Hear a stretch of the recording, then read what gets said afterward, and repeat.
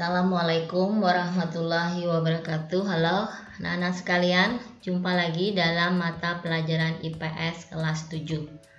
Apa kabar kalian pada hari ini? Semoga kalian dalam keadaan sehat. Hari ini kita memasuki bab 4, Masyarakat Indonesia pada masa Praaksara, Hindu, Buddha, dan Islam. Nah, materinya mengenai masa Praaksara di Indonesia, periodisasi geologis. Jangan lupa like dan subscribe channel Ibu ya.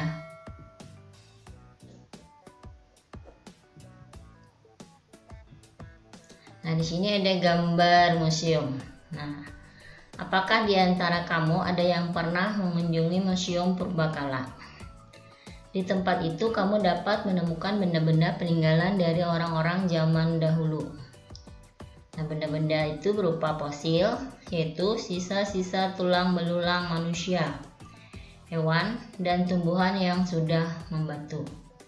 Ada pula yang berupa artefak, yaitu alat-alat kehidupan seperti senjata, alat pertanian, dan alat rumah tangga. Ada pula yang berupa tulisan seperti prasasti dan naskah kuno. Melalui benda-benda tersebut, kamu dapat mengetahui kehidupan orang-orang pada zaman dahulu, khususnya di Indonesia. Nah, sini ada gambar fosil manusia purba.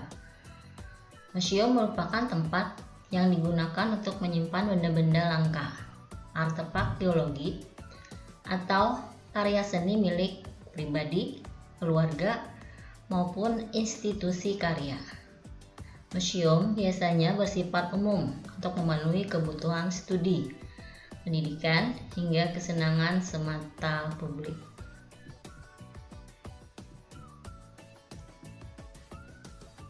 Kehidupan manusia di Indonesia telah ada sejak zaman dahulu, dimulai dari masa Praaksara, kemudian masa Hindu, Buddha, dan masa Islam. Nah, kita masuk yang pertama, kehidupan manusia pada masa Praaksara. Mengenal masa Praaksara. Apa itu Praaksara? Praaksara berasal dari gabungan kata. Pra artinya sebelum, aksara artinya tulisan. Masa Praaksara adalah masa sebelum manusia mengenal tulisan. Masa Praaksara disebut juga dengan masa Nirleka. Nir artinya tidak ada dan leka artinya tulisan, yaitu masa di mana tidak ada tulisan. Nah, masa Praaksara dikenal pula dengan masa Prasejarah. Jadi ada 3 penyebutan. Praaksara sama dengan masa Nirleka dan masa Prasejarah. Kapan waktu dimulainya masa Praaksara dan kapan waktu berakhirnya? Masa Praaksara dimulai sejak manusia itu ada. Itulah titik dimulainya masa Praaksara. Nah, waktu berakhirnya masa Praaksara adalah setelah manusia mulai mengenal tulisan. Berakhirnya masa Praaksara tidak sama bagi tiap-tiap bangsa. Nah, bangsa Mesir dan Mesopotamia, mereka telah mengenal tulisan kira-kira 3000 tahun sebelum Masehi. Sedangkan masyarakat di Indonesia mulai mengenal tulisan sekitar abad ke-5 dengan ditemukannya Kerajaan Kutai.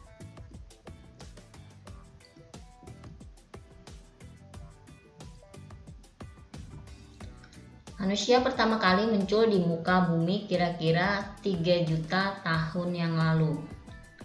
Untuk mengetahui perkembangan manusia sejak awal kehidupannya, kita perlu mempelajari terlebih dahulu periodisasi atau pembebakan zaman di muka bumi. Nah, periodisasi itu ada 3. Yang pertama, periodisasi geologis. Yang kedua, periodisasi arkeologis. Dan ketiga, periodisasi berdasarkan perkembangan kehidupan manusia. Nah, yang kita uraikan hari ini mengenai periodisasi berdasarkan geologis.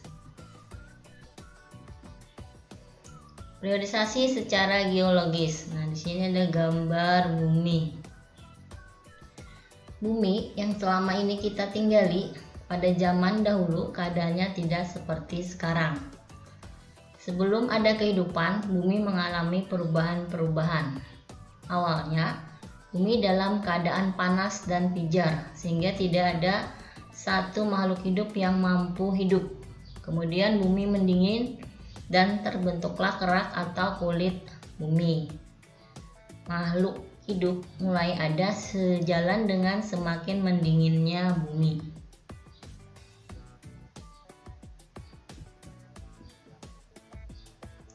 Nah, ini periodisasi secara geologis. Yang pertama adalah zaman Arkaikum. Nah, di sini bumi masih sangat panas. Kemudian zaman Paleozoikum. Nah, muncul binatang-binatang kecil. Kemudian ketiga, zaman Mesozoikum. Nah, ada binatang-binatang dinosaurus. Kemudian yang keempat, zaman Neozoikum atau Kenozoikum. Nah, di sini muncul gajah-gajah purba. Zaman Arkoikum merupakan zaman tertua. Nah, zaman ini berlangsung kira-kira sejak 2500 juta tahun yang lalu. Pada waktu itu kulit bumi masih sangat panas sehingga belum terdapat kehidupan di atas muka bumi. Nah, ini adalah gambar keadaan bumi masih sangat panas. Zaman Paleozoikum, zaman kehidupan tua, berlangsung kira-kira sejak 340 juta tahun yang lalu. Nah, zaman ini sudah ditandai dengan munculnya tanda-tanda kehidupan, antara lain munculnya binatang-binatang kecil yang tidak bertulang punggung, berbagai jenis ikan amfibi dan reptil.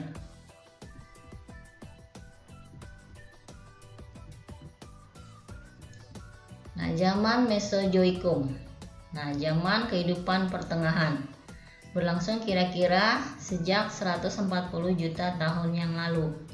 Pada zaman ini kehidupan di bumi makin berkembang. Nah, ini ilustrasi dinosaurus yang hidup pada zaman Mesozoikum. Nah, munculnya binatang-binatang yang mencapai bentuk tubuh yang besar sekali. Zaman Mesozoikum disebut juga zaman reptil karena jenis binatang reptil yang paling banyak ditemukan.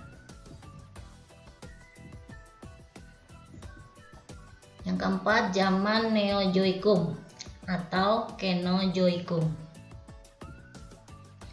Nah, zaman kehidupan baru berlangsung kira-kira 60 juta tahun yang lalu. Nah, zaman ini dibagi menjadi dua, zaman tertier dan zaman kuarter.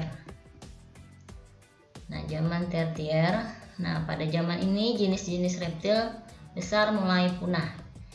Dan bumi umumnya dikuasai oleh hewan-hewan besar yang menyusui. Nah, contohnya jenis gajah purba yang pernah hidup di Amerika Utara dan Eropa Utara, Inosaurus. Yang B, zaman kuartir. Nah, berlangsung sejak 3 juta tahun yang lalu. Nah, zaman ini sangat penting bagi kita karena merupakan awal kehidupan manusia pertama kali di muka bumi. Nah, ini adalah gambar manusia purba dan gajah purba. Nah, demikian materi mengenai masa praaksara di Indonesia. Gua akhiri. Wassalamualaikum warahmatullahi wabarakatuh.